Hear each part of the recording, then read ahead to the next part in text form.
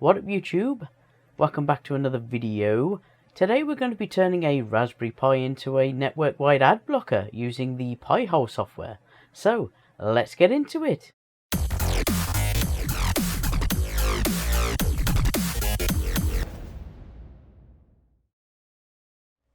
So we're going to need a couple of things for this project, first of which is obviously the Raspberry Pi itself, and I would highly recommend getting the Raspberry Pi Zero for two main reasons. One being it's really cheap, and secondly it's really power efficient. It uses barely any power when it's switched on, and being as it's going to be on all the time, that's going to be fairly important. So this is the one I recommend going for. You also might want to get a little case or something to go with it. So I would recommend something like the official Pi case, which is the one I have, or the Pi Bowl case. This is quite a nice see-through case, looks rather nice. And then you'll need a micro USB cable. So Amazon sell loads of cheap USB cables. You can go even cheaper than these. These are actually quite fancy ones, but just a standard micro USB cable. And then also I would recommend a charger. Now this isn't strictly necessary. If you've actually got a free USB port on the back of your router, you can actually use that, which is what I'm using. But if you don't, then you can get a little adapter like this, which is just a USB power adapter. So this was the actual one that I got, and I got the USB cable, the case with the two tops, and the Pi itself for $15.99. This was secondhand. This is when you could get a Pi Zero for love nor money, but they're actually back in stock now, so definitely get on that. So you'll also need a 5-pin micro USB 2.0 to RJ45 adapter. All these links will be in the description. I'll put them all in there so you can just click and go to them.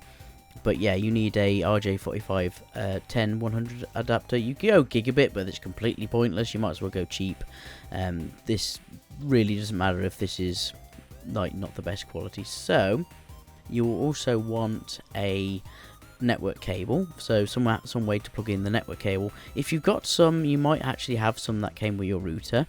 But if you don't have any spare, then you can get them on Amazon pretty cheap, again on Prime as well, and it is absolutely required. They have to be pink. No, I'm joking, they don't have to be pink, but I would recommend pink. The other thing we need is a HDMI to mini HDMI cable. This is for setting it up so you can plug it into a monitor, and then you can sort of get everything set up, and then you don't need it again, so you can actually use this, keep this stored away and use this for anything else, which is quite good. And then the final thing is we'll need a micro USB male to USB 2.0 female on the go adapter, and this converts the little micro USB port on the Pi itself to a standard USB port, so we can then plug either a USB hub into it or the actual like mouse and keyboard sort of adapter and that kind of thing.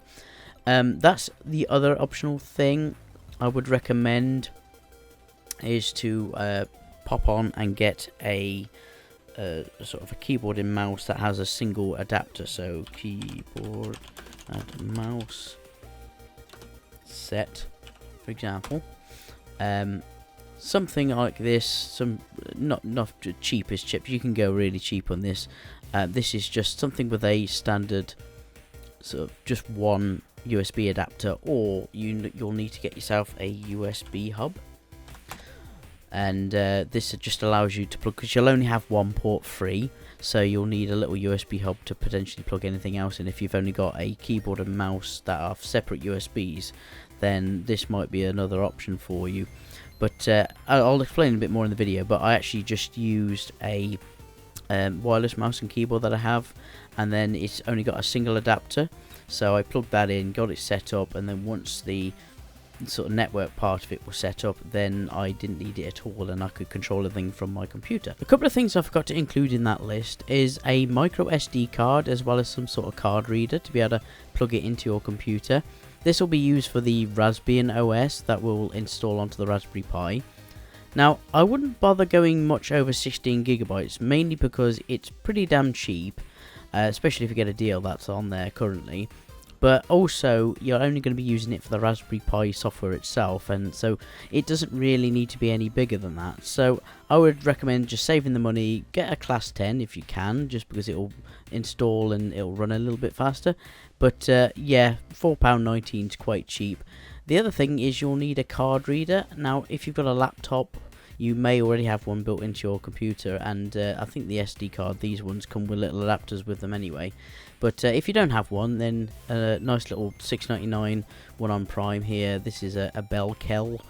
I wonder what that's ripping off. A Belkel card reader, and this is all you need to be able to plug in your SD card into the computer and then install everything you need. Incidentally, a lot of this stuff is things that you might have already, and don't think you have to actually go and buy new stuff to do this. If you've already got a USB cable, then use that. If you've already got a spare network cable, then use that. If you've already got a wireless mouse and keyboard on a single adapter, then use that. It's completely optional to buy any more things. If you've already got it, then I would recommend using it. So that's all the main stuff you'll need, so let's get on with the project. So first off, you want to go to Google and just type in Raspberry Pi, and then it will be the first link that you need to go to. Just click that link and then click the downloads button at the top of the screen. Then you want to just click the Raspberry Pi imager for Windows. Obviously, if you're using anything else, use the other ones, but I'm using Windows, so just download that to a folder. Next, either find the file on your desktop or click it from Chrome if you're using Chrome to open it up, and then click install. Once that's done, you can then just click the finish button, and then that'll open up the Raspberry Pi imager. Now once inside the imager, you can click the choose OS button. Inside this menu there's an absolute ton of different OSs you can install on the Raspberry Pi, but I'm just going to stick with the standard Raspbian. And I'm actually going to go into the Raspbian other folder and then install the full version, which installs a load of different extra applications and things. But if you don't want to install the extra stuff, you can either just install the standard Raspbian or the Raspbian Lite, which is a stripped down version of it. Now you just want to click the choose SD card option. Now inside this menu there is going to be all of your devices that you could possibly save to, so you might have to scroll down to find the one you want, but I've got a 16GB SD card installed, so I'm just going to click that. Now whatever you click here is going to be wiped completely, so make sure you've selected the right one and then just click the right button, and then it'll format the SD card and then put the image onto the actual SD card itself so you can boot from it. Once it's written, it'll then verify it, but I've actually got an issue on my computer where the USBs will drop out randomly, so I couldn't actually finish. So I've put a screenshot here from me doing it from my laptop so you can see what the finished screen looks like. Now you want to grab the SD card from your card reader or whatever you're using, and then insert it into the card slot on the Raspberry Pi. The official Raspberry Pi case is optional, but if you've got one, you're going to want to put it in now because all the cables and stuff plugs in through the case. Plug in your micro USB cable into the Raspberry Pi. Plug in your micro USB to USB MHL adapter into the device. Now it's recommended to have both a mouse and keyboard, so I'm just hooking up a wireless mouse and keyboard to a single USB, as you'll need to plug in a USB hub to have enough ports. And finally, plug in your mini HDMI lead into the Raspberry Pi and then you're all ready to go. Now there's no power LED, but once the device starts booting up after you switched it on, there'll be a little flickering LED to let you know that it's booting.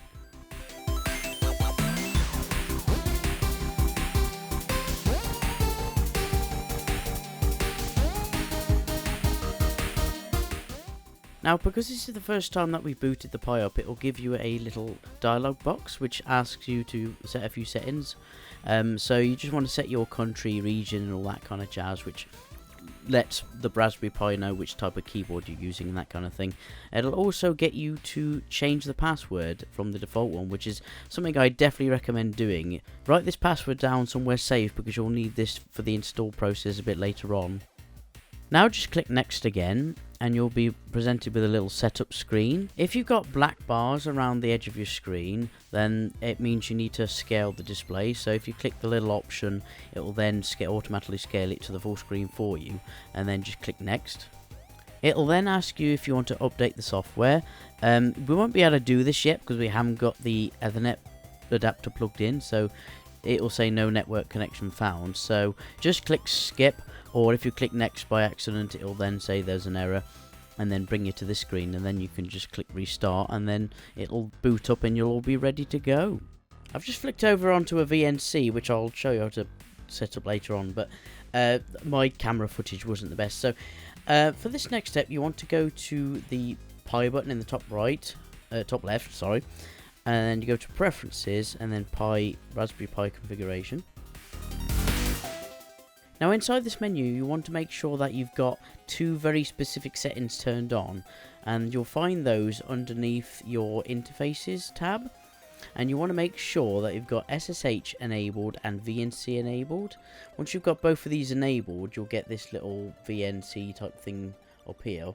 So you've got a VNC server up here running, and then that will allow you to connect and view the desktop as well as view the command line from any other computer. So that means you can unplug your mouse and keyboard and plug the network adapter in, which is what we need to be able to you know, connect to the network and that kind of thing. Under this menu also, you can set your display settings and that kind of thing, so you can set the resolution. Normally it will default to whatever your monitor is capable of, but if it doesn't for any reason, you can adjust it inside localization. If you didn't get your keyboard set up, then you can set your keyboard, time zones, that kind of thing. It's generally all round, anything you need to change, you'll come into here. Now we've done that, we can move on to the next step. So now we've done that, we can actually unplug our USB to micro USB adapter, the one that had a mouse and keyboard plugged into it, and in its place we can plug in the RJ45 USB adapter into it, the one that you would plug your network cable into it. You want to plug that in, and then you want to plug your network cable into that, and then probably into your main router, but anywhere on the network should work, but just to be on the safe side, plug it into your main router. Now once you've plugged that in, you should get a connected symbol in the top right, but because I'm a bit of an idiot, I managed to pick up one of my old crossover cables I made at college, so it didn't actually connect to the network. If you use one of the cables that came with your router, you won't have this problem, and if you didn't have any spare, then you can get them off Amazon pretty cheap for just a patch cable or just standard network cable. Now you want to go back over to your other computer and type into Google Real VNC Free Edition, and then it will just be the first link. And at the top of the page, you just want to click under the download tab and then VNC Viewer. Make sure Windows is selected, and you can just hit download VNC Viewer, but there is a drop down underneath if you need a specific installer for any reason, but I just use the standard EXE. Just click that, hit download, and save it somewhere on the computer where you know where it is. Once that's downloaded, just click it to open it up and then click OK, and then you want to click next, accept the terms, click next, and then next again, and then you just want to click install. You'll probably get a UAC warning, which is why my screen went blank here. Just click accept or yes to that, and then click finish. Now you just want to go to search and type in VNC Viewer, or if you've got it on your desktop, you can click on it from there. And then you'll get a get started, just click I got it at the bottom. So next we need to find the IP address of our Raspberry Pi. If you're doing this the same way as me and you've got the Raspberry Pi Zero without the Wi-Fi built in, then you're obviously going to be not enough ports to have the network adapter plugged in as well as your keyboard and mouse. So if you've got a USB hub, that's ideal, and so you can plug that in, plug the USB hub in, have your keyboard and mouse, and you'll be able to find the IP address on the device itself, which I'll show you how to do in a moment. But if you're like me and you're in like trouble and you can't get into it, this is a good way of finding out. If you go to your router admin panel, so in this case this is a BT router, so if I just hit enter onto this, and then it goes to your admin panel, and you can go under somewhere you'll find either LAN settings or LAN IP settings or my devices or something like that. You'll find in there, and then you want to click that, and then under this it will then show you all of your devices, and you want to look for the Raspberry Pi. It will come up with they've got a bunch of friendly names for each one, so you want to look for Raspberry Pi, and then you want to look for the IP address. I've already done this and I've already set it to a static IP address, but this would normally say DHCP next to it, and then it will give you a random address, so something like 192.168.0.77 or something like that, you know what I mean. So you want to make a note of that IP address, and then you're ready to connect your Raspberry Pi. I'm showing you this via a VNC Viewer, but if you have got a USB port and you've got it plugged into a monitor and you have access to the mouse and keyboard and the network adapter, then the easier way to find your IP address is just to go up here to your terminal, and open terminal. Might take a few seconds because the Raspberry Pi Zero has only got like a 1 gigahertz processor, I'd like to say, but still pretty good for what it does. And then inside here you just want to put ifconfig, all one word, and then that will give you all the information you want to look for. You should only have one network adapter. If you've got two network adapters, one will be WLAN 0, and then you'll want to look for ETH0, and inside ETH0 you want to then find your IP address, which will be iNet here. So you want to copy that IP address down and then move on to the next step. Now once you have your IP address, you want to come back over to the VNC viewer, and then you just want to type in at the top here what the IP address is. So in my case 192.168.0.3.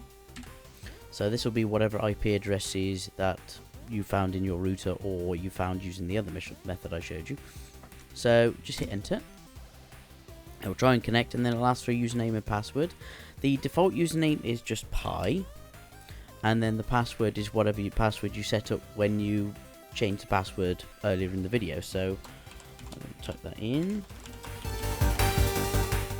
If I could remember it, that would help, wouldn't it? You can remember password as well, but for security I always usually leave it unchecked. And then just click OK, and then you're into the Raspberry Pi. One very important step to this is we need to set a static IP address. Most routers by default will use DHCP, which automatically gives out IP addresses to the devices when they connect. But for the Raspberry Pi, we need the IP address to stay the same, and with DHCP, it can potentially change, which will then break everything what we're doing from here on out. So what we need to do first is we just need to check which interface we're using, because you may have multiple at this point. So if you go into it and just do ifconfig once again, and inside here we want to make sure which one we're using, and we're using ETH0. So you want to make a note of that. Obviously make a note of your IP address from like before, but this will change once we set up a static IP address. So make a note of that. Now this method is a little more manual, but I find it's a lot more reliable in making sure that you get a static IP. So you want to just type in sudo nano/etc/dhcp/cd.conf. I think I've said that right. And then just click enter, and it'll bring you into this little text editor. You want to scroll down right to the bottom using your arrow keys, or I actually use just the N key to go to the end of the file. And then you want to copy and paste this set of commands, I suppose. I'll put them down in the video description so you can just copy them. But to paste, you can just right click inside the terminal window, so you can copy from Windows, right click, and it will paste it into this file. Now for interface, you want to make sure it says ETH0 or whatever your interface is you found a moment ago. You want to make sure that your static domain name server and your static routers are both set to your router's IP address. So the IP address you typed in to get to your router, make sure those are both set to that IP address. And then for your static IP address, make sure it's set to a value that is outside of your DHCP range. So in my case, I've got it set to 0.3, but anything outside of whatever you've got set will work fine. To check what our DHCP range is, we want to go back into our router. And we want to go to, there's usually something like LAN IP settings again, or advanced settings in this case. And then we need to go to My Network. The default admin password is usually on the side of your router. If you're using like a BT router or various different providers like EE or Vodafone, they'll all have it written on the side of the router, or you'll have a little card that comes with it. So just type that in and click OK. And then you want it to go up to IPv4 configuration. Now inside here you'll see that DHCP is turned on, and by default in here you'll have something like, it'll be from 2 to 254 or 253, something like that. What I would recommend doing is changing the range to, in my case I've actually got a few different routers like and access points around, so I've actually changed mine so it goes from 4 to 87. I know it's a very odd specific amount, but I've got a few different routers here and there which I've added to, and I'm lazy. Anyway, you want to set it to something like maybe 100 addresses, so set it from like 2 or 3 up to around 100, and then make sure this is all saved, so click save. I'm not going to, because I've got something very specific set up which I'll show you later on to get you out of a few troubles. But once you've done that, you want to then go back to your Raspberry Pi. That /24 at the end of the IP address is actually the subnet mask, and you don't need to know what a subnet mask is, you just need to make sure it's set to the correct value. 99% of the times this will be /24, but I'll put some links in the description about common subnet masks for common IP ranges, just in case it doesn't work for any reason. I actually added an interface ETH1 here as well, just in case for any reason it switched and went to ETH1. That way I am going to worry about it in the future as much, but this is definitely an optional step. You don't need to put that in, you only need the ETH0. Once you've done that, you just need to hit Control X and it'll ask you, do you want to save the file? Hit Y and then hit enter, and then you're good to go. Now the changes won't take effect immediately, you actually have to restart the Pi. So if you click in the top left, click shut down, and then click reboot, the Raspberry Pi will reboot, but then you won't be able to connect to it with that same IP address again. So if you close that window and go back to VNC Viewer, and if you change the IP address to 0.3 or whatever you've got yours set to, hit continue again, and then put the same logging information back into it to connect. So default username Pi and then the password, that will get you back into it so you can do the next step. Incidentally, that other connection is pretty much useless now, so you can just right click it and hit delete, and then you'll only have the one you need. As you can see, my friend Charlie was very happy that I have joined the Pi Club. Now you want to go back onto your VNC Viewer, and then you want to go to the top left and click the terminal icon. Once that's open, you want to type in sudo apt-get update. And what this will do, this will update the list of packages for Raspbian, so when you do the next command it'll know what to download.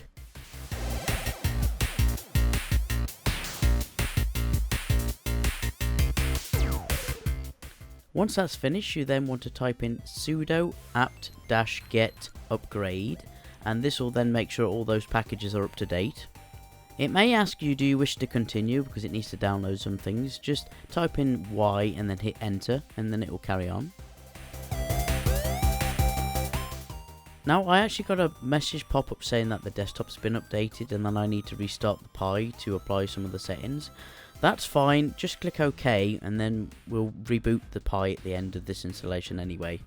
I didn't film it, but I actually did reboot at the end of this installation just to make sure. Now you're back in, you want to open a terminal window again, and this is the fun part. We're actually going to install the Pi-hole software. So you want to type in curl -lowercase s uppercase sl http://install.pi-hole.net, and then one of those line things, and then bash. And once you've done that, it'll then start the install process.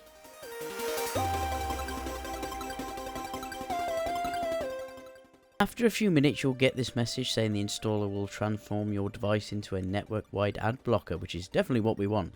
So if you just hit space on OK, the Pi-hole software is completely free, but the developers rely on donations, so if you can donate, I would definitely recommend doing that. They're not paying me to say that or anything. Now, remember me saying that you need a static IP address? This is why. So if you hit OK on this menu, it'll then go to the next section, which asks you what network configuration that you want to use. There's a bunch of different free DNSs you can use, but I would definitely recommend using Google or OpenDNS for your DNS services for the Pi-hole. Just use the spacebar to select the DNS you want to use and then hit OK. The next screen will ask you what ad blocking list you want to use. I would recommend leaving them all selected and then selecting OK to go to the next screen. Now on this screen it's asking, do you want to use IPv4 and IPv6? You definitely want to use IPv4, but you don't have to have IPv6 selected if you don't want to. It doesn't really change anything, so I've just left mine as is. So on the next screen it's asking, do you want to use the current network settings? And if we hadn't have set a static IP address ourselves, then we would have clicked no and want to actually enter it in here. But because we've already set a static IP, then we can just hit yes and go to the next screen. This is just explaining about what we've already done with the DHCP and setting the static IP to be outside of the DHCP range, so there can be no conflicts or anything like that on the network. Just hit OK once again. This is just asking, do you want to enable the web admin interface? And I would highly recommend this because this allows you to see how many ads have been blocked and various other little things. On this screen it's just asking you, do you want to install the web server, and this is required for you to be able to use the web interface, so definitely click OK on that. The next screen will ask you, do you want to log queries, and I would recommend doing this because this will give you something to look back on and check later on. But if you don't have complete control of the network you're running and you're worried about other people seeing your DNS queries, then you can turn this off, but I would recommend leaving it on. This final screen just asks you what do you want to show in your statistics page. So in my case, I've just left it as show everything because I want to see domains, IP addresses, all that kind of jazz in my panel. So I would recommend doing that.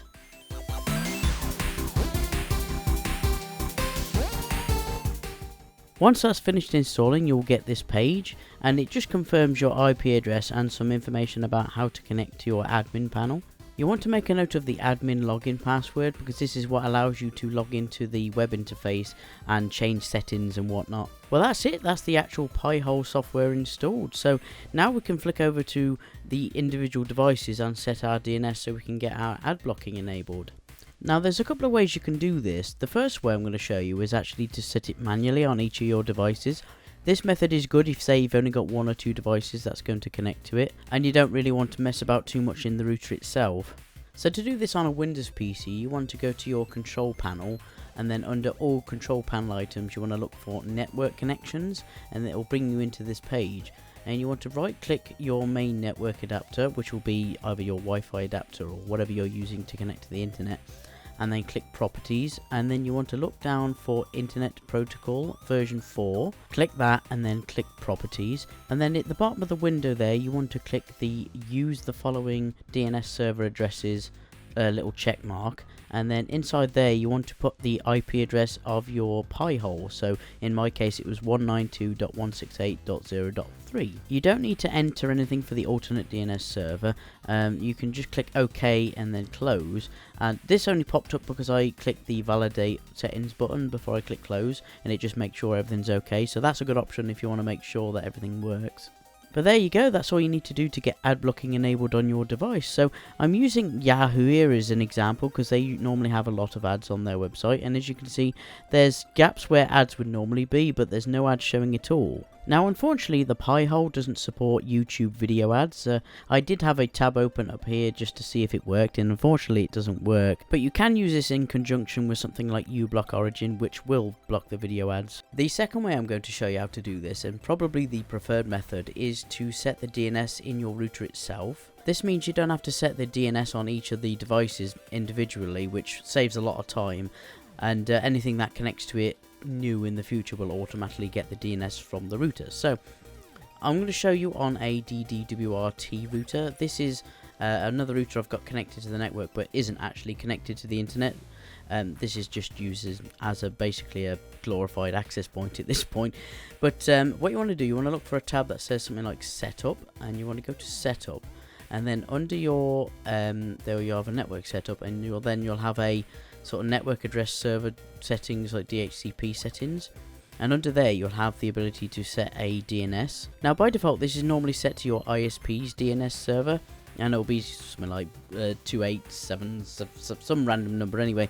I've actually got mine, or I did have it set before I changed things around, which I'll explain in a moment, to Google's DNS, which is 8.8.8.8 or 8.8.4.4. Now obviously I'm not using this anymore because DHC server is turned off, but if you want to set this for your Pi-hole, you just need to put in the IP address of the Pi-hole, which will be 192.168.0.3. Then when anything connects to that in the future, it'll get that IP address for your DNS server, and it will then connect to that and use the Pi-hole to ad block everything, which will be rather nice. Now this is the rub. Some routers do not allow you to change your DNS server. Like on my BT router, it does not allow it. And I used to use the DDWRT router, which is actually a Linksys router, for the internet connected to a Netgear modem, but I'm in the awkward situation that if I don't have the BT router connected to use the internet from, I can't get any of the subscription BT channels, which is really annoying, so I have to use the BT router. But inside the BT router, it does not allow you to change the DNS. So if I go into advanced again, and then go to my network, and I'll put the password in. So you got the password put in, just click OK.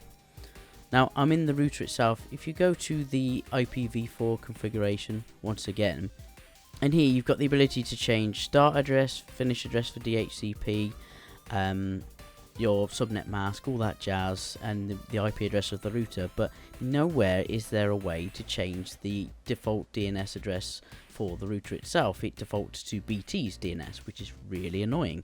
So I found a really good workaround for this, and that is to disable the DHCP on the router and actually have the Pi-hole handle this for us. So what you need to do is turn off the DHCP server on the router itself. So in the BT router, it's under the same menu we changed for the DHCP range before, and you just turn off DHCP for DHCP server, and you want it to enable to be no, and then this will turn off by itself as well. This is just something the BT router does to try and not clash addresses and things like that.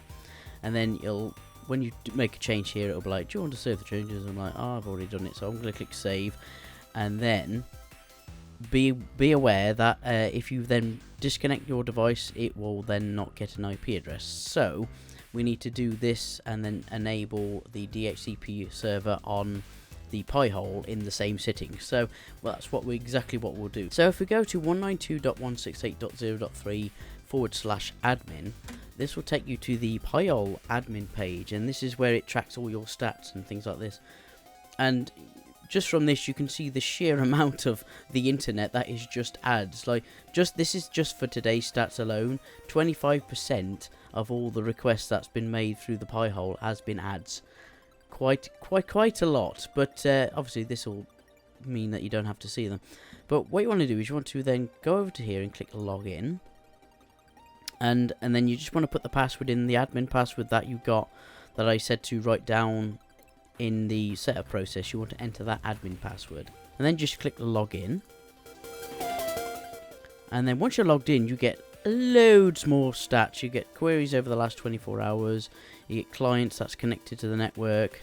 You get query types, whether it's AAA, any service, all sorts of different things. These are all different DNS sort of requests that you can possibly be made. You've got the cache, block list, DNS, Google, like how many requests went to each of these. Yeah, lots of different things. You got like you see me struggling to try and download a game the other night. But yeah, anyway, so if you go over onto the left, you'll see the settings button. If you click settings and then you go over to the DHCP tab, you can then tell it to DHCP server enabled. You check that and then set the exact same range that you had before. I don't know why I changed that to 90. That should have been 87, but regardless, it still works. So you want to set it to the same range that you had before. That means then everything will still be outside of the DHCP range that needs to be outside of the DHCP range. And then you want to put in the router gateway address, which is just the IP address of your main router. So in this case, 192.168.0.1. When you click to enable DHCP server, it'll actually come up with this little warning reminder to let you know that you want to make sure that your router's DHCP server is disabled if you're using the Pi-hole as a DHCP server. Now, this is very important. You want to make sure this DHCP server is disabled on any other router that you might have in the house. I've got a few, but generally you'll only have one router, so just on your main router that connects to the internet, you want to disable the DHCP server. But once you've done all that, there isn't really anything we need to change. There's Pi-hole domain name. These I think are all filled in by default anyway, so you don't need to worry about this. So just scroll down to the bottom, hit save. I've already done this obviously, and then you're good to go. You want to then just pop back over. If you click the DNS tab, you can see that the Google DNS is enabled for our IPv4 anyway. So that is all you need to do. One thing to note is it may take a little while for the Pi-hole to then dish out another IP address that has the right DNS information to the device, because as you see in the last screen, there are lease times, and this is usually something like 24 hours before it then sends out a new one. So you can force that issue if you go into the command prompt. So if you go to your search at the bottom and type cmd, and then if you right click that and go run as administrator, it'll probably black the screen out. I do apologize. Just click yes on the UAC, and in this page, if you just type in ipconfig and then /release, what this will do, it will then release the current IP address, and then once that's done, I'll do it quick. I hope it doesn't like disconnect me or anything, but it'll release all the network, all the IP addresses for that. And then if you do the same again, you can get the same command back by just pressing the up arrow key, and then this time type in renew. What this will do, it will tell it to. It would help if you spell it correctly. There we go. What it will do, it will then renew the IP address for the device that you're currently using it on. This normally takes a few seconds. It can take a bit longer if you've got a lot of virtual sort of machines, which I've got on mine, which has to then go through and get revamped and all that jazz. And then the last thing we need to do is press up arrow key again and just type in flush DNS, and what this will do, it will then flush the cache, get rid of the sort of cache file that was for the DNS, and it will force it to send new requests. So after you've done this, you might find that when you actually go to the admin page again, so if you type in admin, oh actually it was alright that time, sometimes it will log you out, so you might have to log back in and that kind of thing. But now, if you go to say Google, everything should be working fine. And again, if we go to say yahoo.co.uk, that's a good one to test things. We can see that it's all work. Oh, I've still got my that's not a fair test, unfortunately. I still have my uBlock Origin enabled. If I refresh the page, and you see everything, all the ads are blocked, lovely. Oh, there's just gaps where it should be. And then that's it. That's your ad blocking enabled on your entire network. Incidentally, I would recommend using something like uBlock Origin as well as the Pi-hole, just for the sheer fact that the uBlock Origin actually gets rid of the empty spaces, which is quite nice, as well as uBlock Origin works with the YouTube ads. So if I type in something like YouTube and then do I know there's a reason, he's a very good YouTuber, but I know he actually has ads on his videos, so this is just my go-to to test this thing.